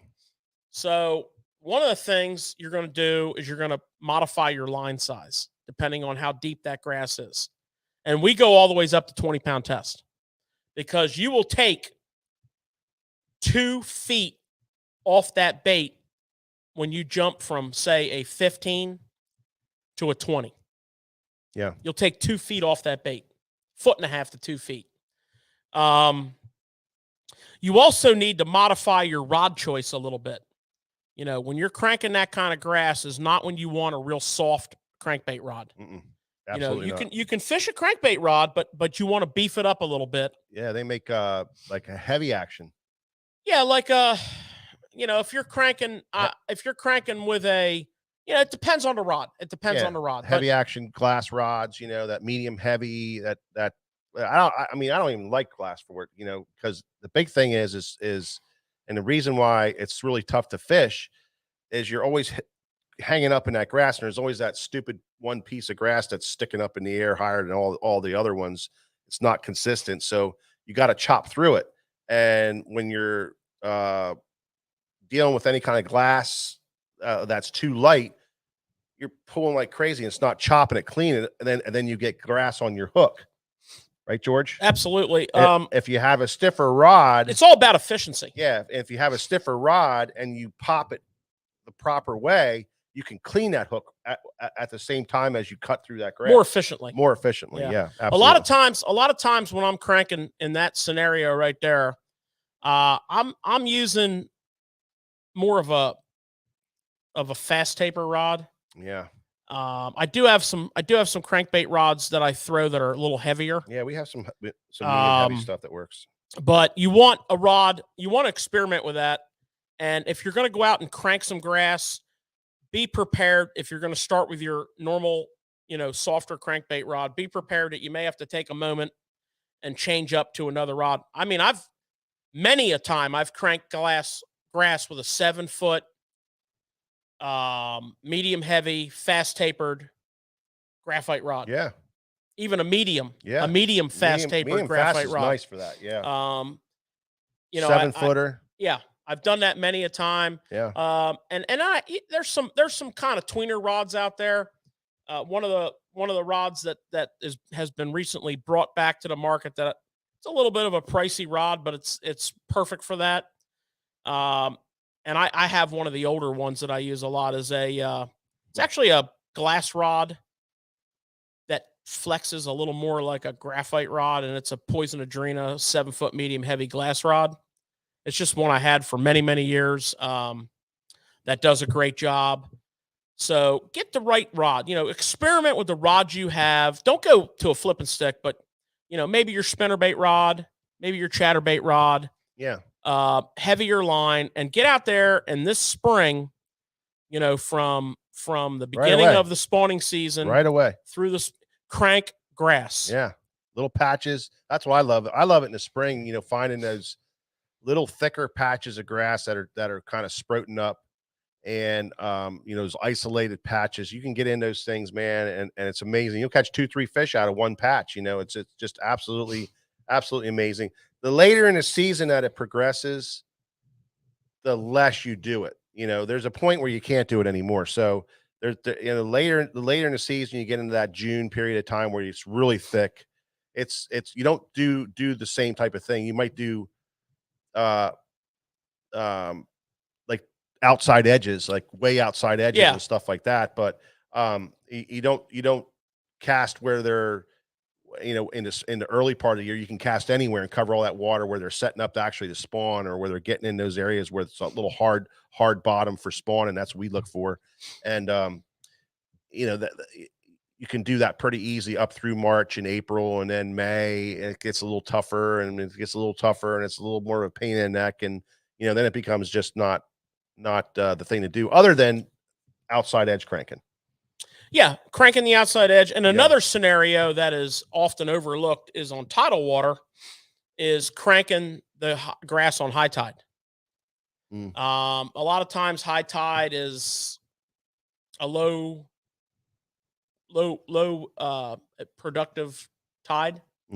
And a lot of times what I like to do on high water, the last of the incoming, the beginning of the outgoing, is I like to crank, just outside of where I can see grass and fan cast and keep the boat moving and cover water. And it's a fantastic technique. Yeah. And a lot of times in that spring scenario, the color of the bait is really important. And this will be true for crank and hardcover as well. But in this grass scenario, it tends to be, a crawdad oriented color, a brown with a lot of orange on the belly. I've had exceptional success with that kind of a color. And then also what everybody generally throws, and probably the greatest days I've ever had have been on red.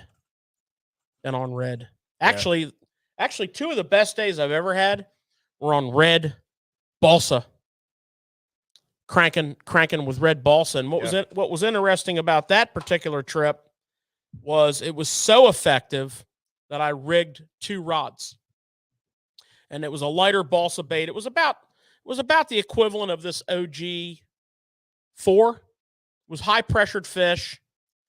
And it was actually on the Potomac River, and cranking this grass was insanely effective. But what made it work so well was because of different tide levels, I actually dialed in with 2 rods.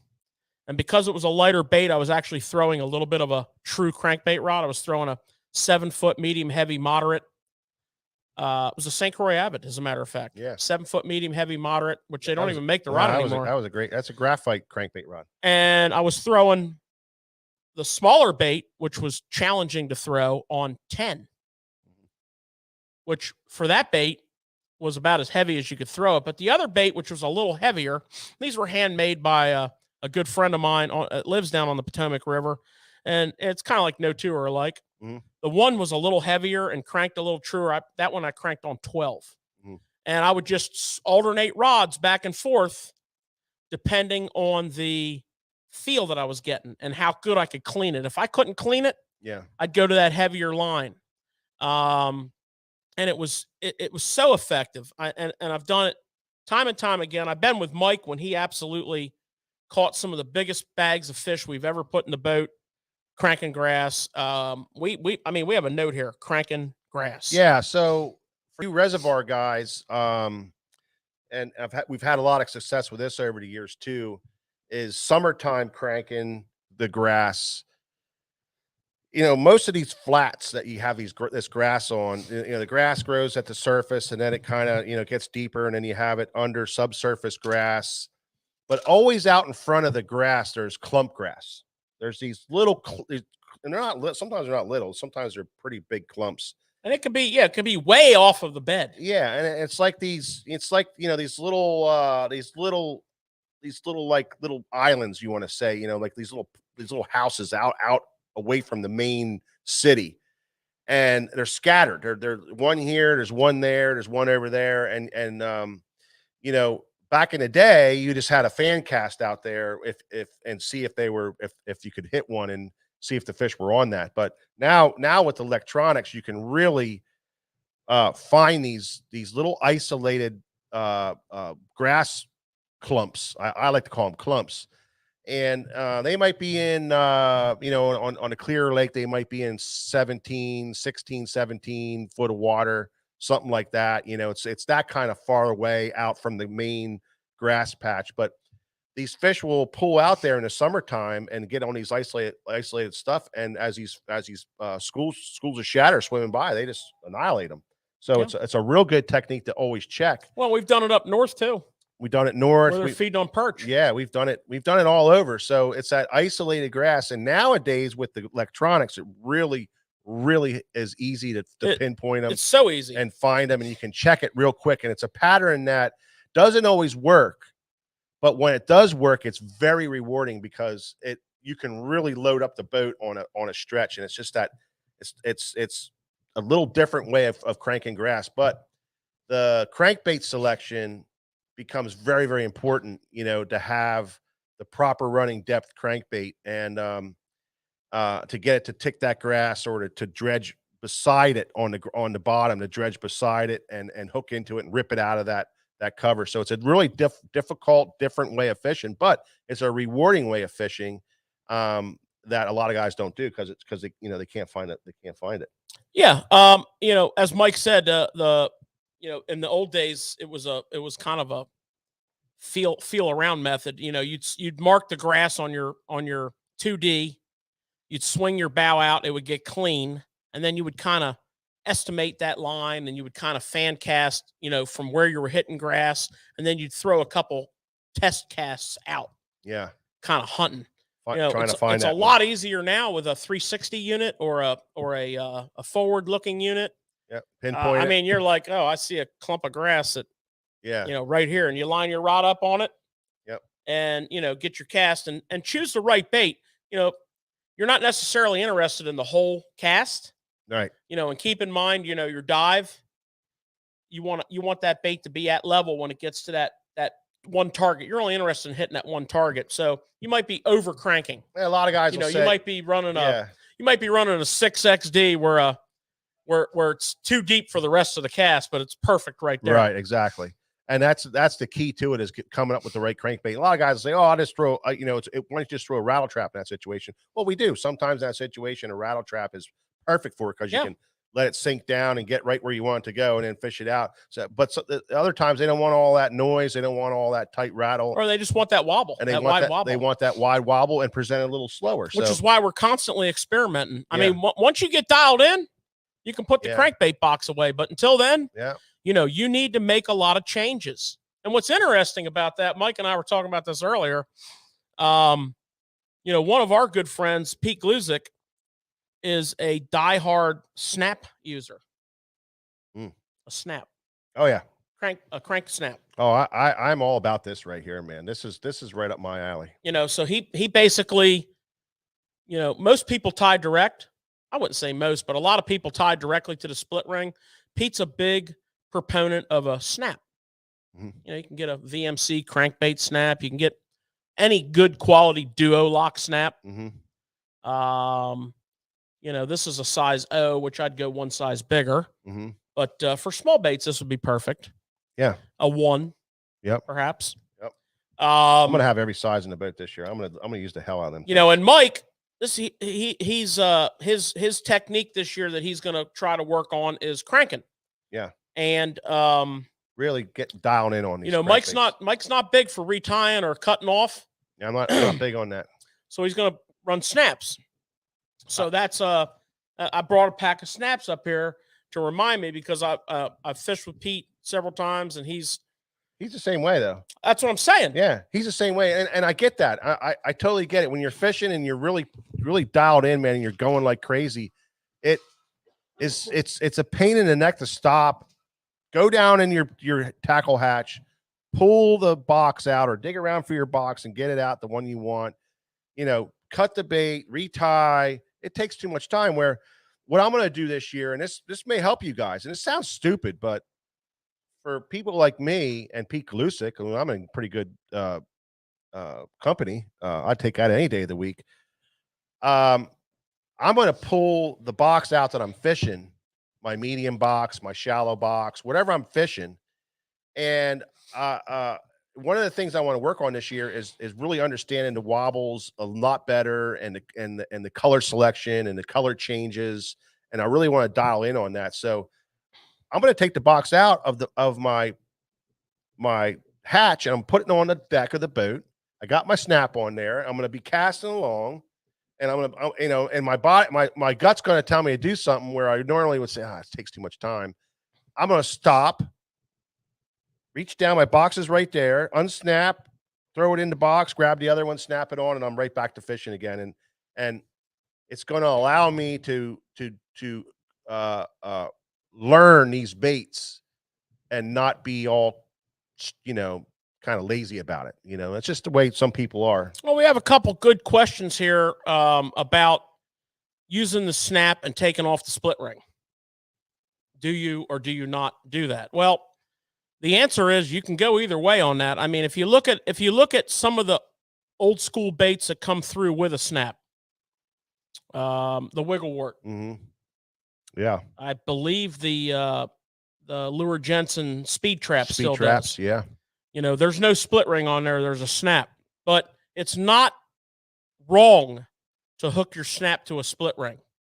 But if you're a true snap guy, you're probably taking the split ring off, but it's not wrong to do that. yeah. I don't think it's going to hurt. It's not wrong to do that. You're still getting basically the exact same action. You know, the split ring is allowing that bait to work the same way the snap is. The snap and the split ring are not fighting each other. Yeah. So it's either or on that. I think you're right It's on either that. or on that. Yeah. You know, Mike, another thing, and we're getting up against it time wise, so we got a couple things we got to cover here. Yeah. Because we have to talk about some wake baits because we have a secret hot tip for that one. Yep. Gear ratio. You know, we are asked all the time about gear ratio, and you and I have really changed our tune on that over the last 7 or 8 years. Well, we came up through it. You know, we came up through it from the old David Fritz days of 4-7-to-1 gear ratios on the lose. On the lose. You know, BB1 ratios, and then we went to the 6-2-to-1s that were faster, but they weren't too fast. You still had some power. And now, and George is big on this now, and I both is 7-to-1 gear ratio reels. You know, and using that 7-to-1. I still think a 6-2-to-1 is the more versatile ratio when it comes to your deeper diving baits. You know, it's still pretty fast. You still got a good feel to it. And then the 7-to-1s, we're almost 100% shallow diving. We're almost. I know George is 100% 7-to-1s, and he uses 7-to-1s for all of his shallow diving crankbaits. I can go either way, 6-2 or 7. But then you have these niche deals, like, you know, down in some of these impoundments where they're fishing ledges in these big lakes. These guys will use 7-to-1s with 8XDs and 6XDs. And their thinking is that everybody's cranking at a certain speed, a certain look in the water, where the 7-to-1 is just ripping past these fish, and they're looking for more of a reaction strike. So they're taking 7-to-1s, they're putting big handles on them, and they're cranking 8XDs and 6XDs on these ledges, or humps or long points, and trying to get reaction strikes because it's a different presentation than what anybody else is doing. Is that correct? Yeah. You know, the revolution was, well, what if I crank at the speed of light?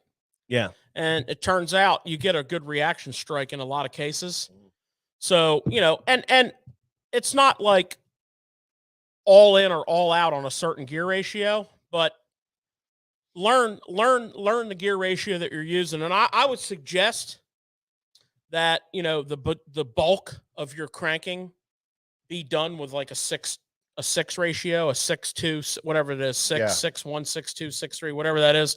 I would suggest that because it's versatile enough for all crankbaits. Yeah. You can deep crank with that.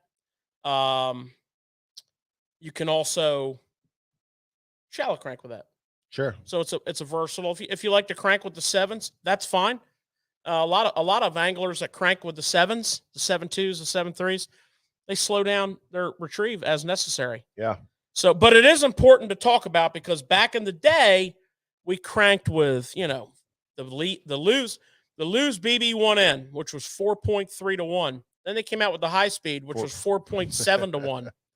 My God, blasphemy. Then we went to like a 5-to-1, a 5.2-to-1. Yeah.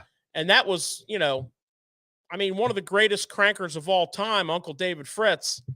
I mean, he's a 5 guy, you know, so build your style around your reel. Like, I mean, that he's very specific, but for multi-purpose use, I'll tell you, if you're not cranking with, if you are cranking slow, try try your buddy's 6'2" once, or put your spinnerbait reel on and give it a try Yeah. for a day. Yeah, it's pretty cool. The other thing on big cranking, you know, in the post spawn summer, the big 6s, not so much, but the 8s and the 10s, if you're in that type of a fishery, a big reel. Yeah. So the key to that is a super long cast.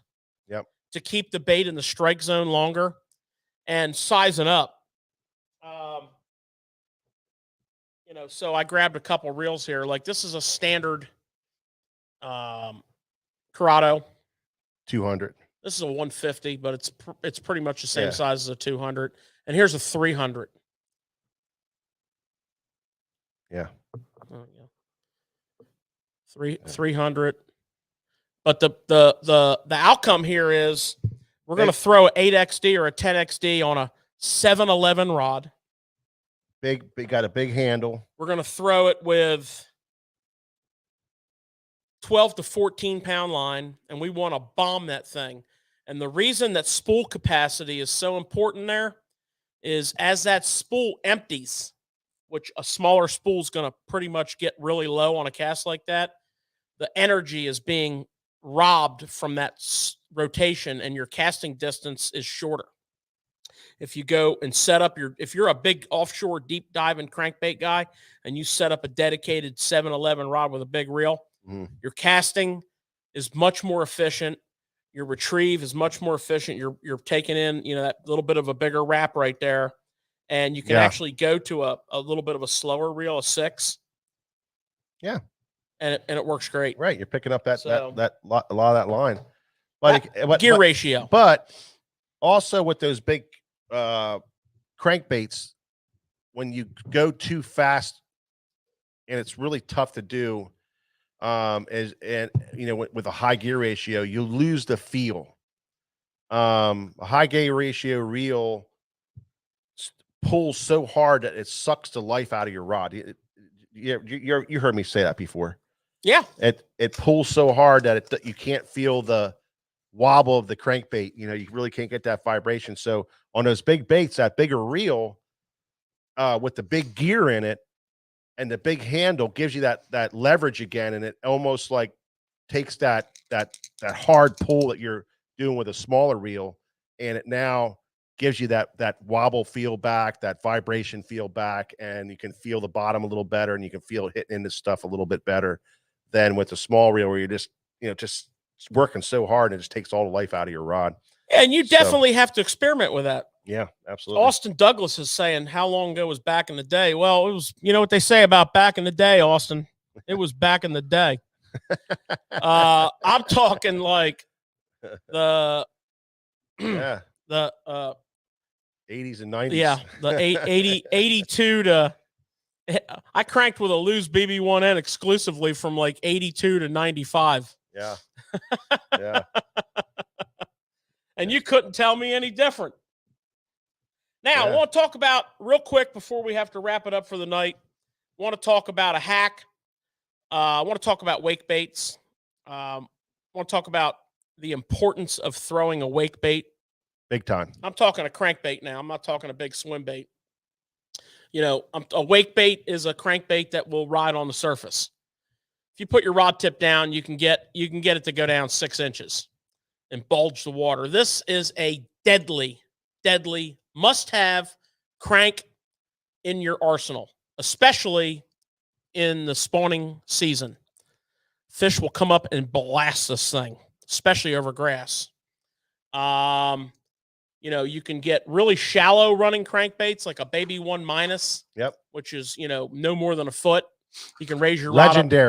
The legendary baby 1-, George. Yeah. You can raise your rod up on that. That's why you have to say that.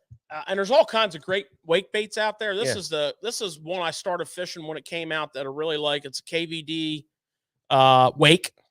I like the size of that. It's basically a 2.5. Yep, I like that, man.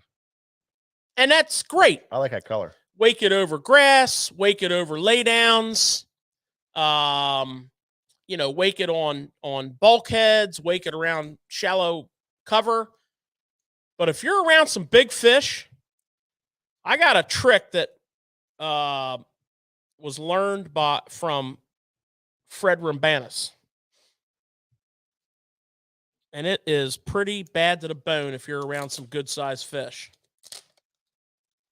First of all, you're going to need a hitchhiker or some other competitive brand, of which they all have, you know. Mm-hmm. And you're going to put that on the back of your hook. The same where the split ring is, but you're going to go above the split ring. You're going to go above the split ring, okay? And here's where the magic happens. You're going to get a swim bait.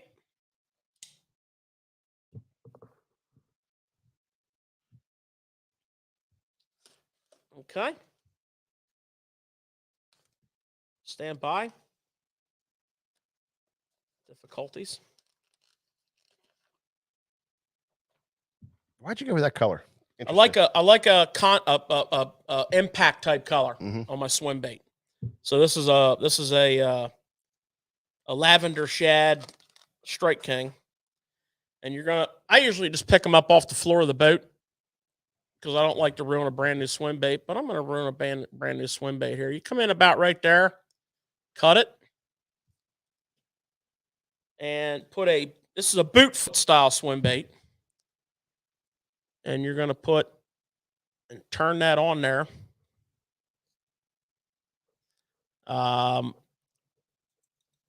in the day when Boom Boom showed it to us, he was using a 6-inch robo worm and turning his wake bait into a rat. I'm getting this hook stuck in my hand and my wires. I mean, I'm just all freaking discombobulated here.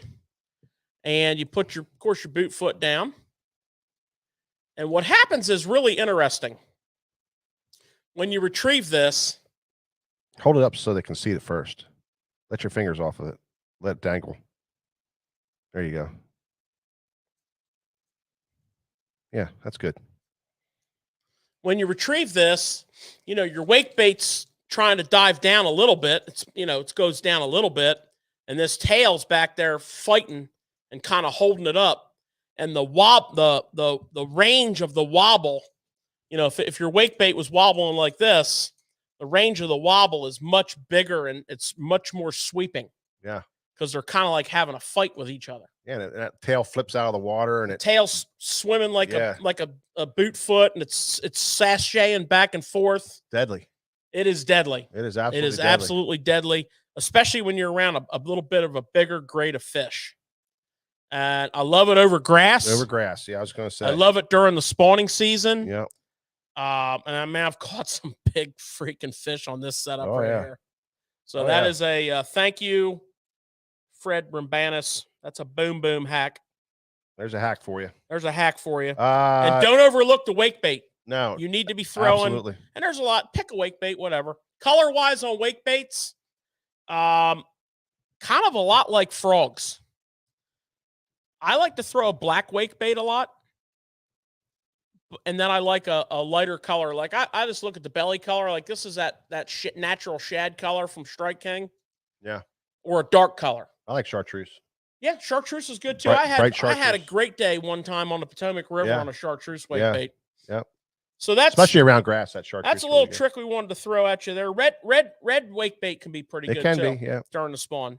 And we fished the crawfish wake baits on the river, over top of shallow ledges, right on the top of shallow ledges when the fish are got bait fish pushed up against them or whatever. You can fish them right on the top of ledges, real nice and the pretty cool like bait. like the water willow. Yep, it's good on the water willow. Question. I think we should go over this too. Well, we have questions on plug knockers. We have questions on tuning. Tuning. Yeah, let's do plug knockers first. Okay. Absolutely, we use them. Oh, we use them like crazy. You're nuts not to. You're throwing money away. So, pocket rockets. The first one I want to talk to you about is the pocket rocket. And these are locally made. A fellow that works for us makes them. It's a paper clip with about 2 ounces of lead on it. Yeah. He tries to get them around 2 ounces. and you just open up the paper clip and hang it on your line. The trick to this style of knocker, which is extremely effective, is before you drop it, get as straight up and down on that bait as you can. Very important. So, you're going to be on, naturally the wind's going to be blowing. Yep. You're going to have your best crankbait hung up. You're going to have the line in your hand. You're going to be 1 foot on the trolling motor. Your partner's going to be back there fishing. He ain't got time to help you. Yeah. You're going to clip this on your line. You're going to get over top and you're going to drop it. And you're going to feel it hit the bait. And most of the time, you're just going to bang it a couple times and you're free. Yeah. Okay. Now, if you don't have access to something like this, if you're not at the shop here, if you don't call up and get some, you can get and we sell and most shops, most places sell a disc sinker. A lot of cat fishermen like to use them. And you can buy a 2-ounce disc sinker and put a snap on it. Snaps, yep. A duo lock snap, which opens from both ends. Yep. And then just snap it on your line and do the same thing. Yeah. And this works remarkably well. Yeah. So we sell them 3 for $5. You get 1 lure back. You paid for all 3 of them. So no, you get 1 lure back and you're actually turning a profit. Yeah. And so the thing about it is guys are like, well, you lose them you will lose once in a while, lose one every now and then, but it's remarkable how good they actually work. It's handy. We like to use those in current because, you got to stay on the trolling motor and you got to reel at the same time. It's hard. I use them all the time. It's hard to use our rope ones that we have also. I use them all the time. Now they're just good. They're really, really good. But the George said the key is get over top of them. Very, very important. Now the other plug knocker that works extremely well,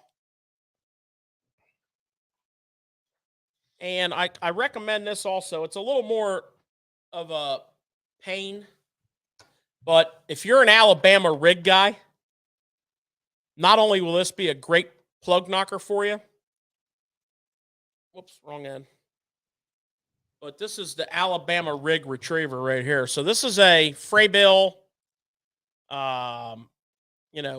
with a pigtail on the end of it, and you just kind of telescopes out 15 feet. Yep, get out 15 and feet you with it. Screw your line on there, and you can reach down, and that works well. But 99% of the time, 98% of the time, that little pocket rocket gets it done. Just remember to get on top of the bait. Yeah. And then the third plug knocker that we sell in here is the David Fritz. Yep. Which is marketed by Luz. And that's quite possibly one of the best on a rope, on a string. Hanging on your line. It's got a little like triangle face on it that's bent up a little bit. And a lot of times if all else fails and you don't have this and the pocket rocket fails, that has a remarkable recovery rate. But yeah, Jason Shea says it's good for getting 12 feet high in the trees. Absolutely. Too. Yeah. Apparently Jason Shea has chased a few baits out of 12 feet high in the trees. Just saying. David, we're drinking, believe it or not, we're drinking water tonight. Agua. Sin gas. No bubbles. Yeah. Every now and then we change it up. Yeah, we're mixing it up. Mixing it up on you, David. Got you on the edge thinking about it. Got you guessing. All you guys. What are they drinking in that thing? Agua, water. Yeah. Sometimes we like to do that. So, Mike, we kind of covered everything we wanted to cover here, and we kind of talked some of the tricks here, and yeah, I'm going back through some questions we're running a little long. Somebody was asking about cutting the front hook off of a treble for snags and whatnot. That's what the lip of the crankbait is for. The lip of the crankbait does that, and you're just opening yourself up to just losing more fish and missing more fish. That happens a lot anyway in a crankbait. The truth of the matter is, take your time with you can crank through the nastiest of cover. If you really take your time with a crankbait and don't force things, you'd be surprised what you can get that thing through. And another thing, look at Ricky Clunn when he won the Classic. When was that? The square bill crankbait is made to crank trees. Yeah. And it does a remarkable job. Yep. The other thing is if you don't know it, to learn the You know, the technique. When Rick Clun win that technique tournament? where you pop. I'm still stuck on that. You know what I mean? Yeah. You load your rod up and you pop it. Oh yeah. That crankbait will pop out of there a remarkable amount of times. Yeah, the boomerang. You don't lose a lot of crankbaits cranking trees, Wait, square bills I'm particularly. sure somebody's telling me here. Let me scroll down here. Nope. When Rick Clun win the classic? Which one? He won 4 of them. The one where he was crankbaiting. On the James River? The James River on the Cypress Knees. 92, I believe. It might have been 92. Yeah. And if you watch that, he would run them things right in them, and he got hung up a lot, but he got it out. Well, he had from popping his line, he had big freaking blisters tore up on his hand. I don't know if Nick Wink's still awake because he's fished all day. But hey, Nick, how you doing? We're doing great. Yeah, we're voting. We're hoping for Greg the same. Can't wait to see him get out there tomorrow. Well, guys, make sure you check out the OG series from Rapala. This is a hot crankbait setup. The tiny 4. There's also new colors in the 6, the brim and the bluegill and whatnot. There's new colors in the 6. This is an item we've been highlighting, and it's catching fish. Yeah. Make sure you check those out. We just got another big shipment of those in from them. And yeah. And the other bait that you guys should really check out, and it kind of got a bad rap last year because you couldn't get them, is that hybrid hunter. It is designed for emergent grass and fishing over top of grass in the spring is where it's really supposed to shine very well. I throw it on rock a lot. The hybrid hunter is going to be a really, really, really good bait for you this spring. You know, check that out, mess around with that. That has a really great action to it. And it runs differently in the water, so you can fish it through grass really good. Jamie Johnson, we will be here Monday. Yep. And there's another guy that was saying about swim bait rods. Wasn't pertinent to the conversations, but we have all the heavy swim bait rods that you need. Mega Bass, St. Croix, the new Victory swim bait rods, Bass X, Daiwas, Akuma, Shimano. We got them all, man. You want to throw big giant swim baits? We got you covered. We got you covered from 1 to 10 ounces. Give us a call here in the shop. We can dial you in a little bit better. All right, Mike, get me home. Well, thank you guys so much for stopping by. We appreciate it. As always, for stopping by the tackle shop. And until next time, we'll see you.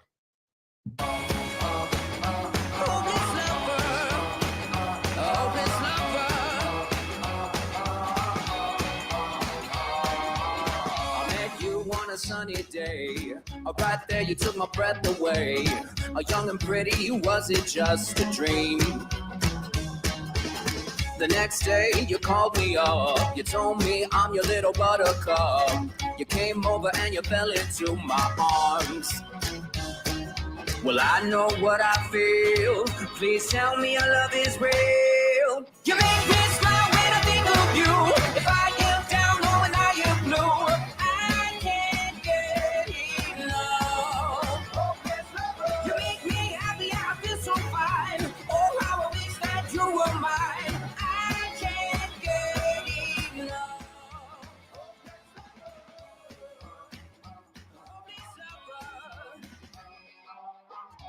Up all soaked in sweat, with chills running down my neck. I'm going crazy from just the thought of you. A long blonde hair and your beautiful smile. Your sense of humor makes it all worthwhile. Don't make me wait.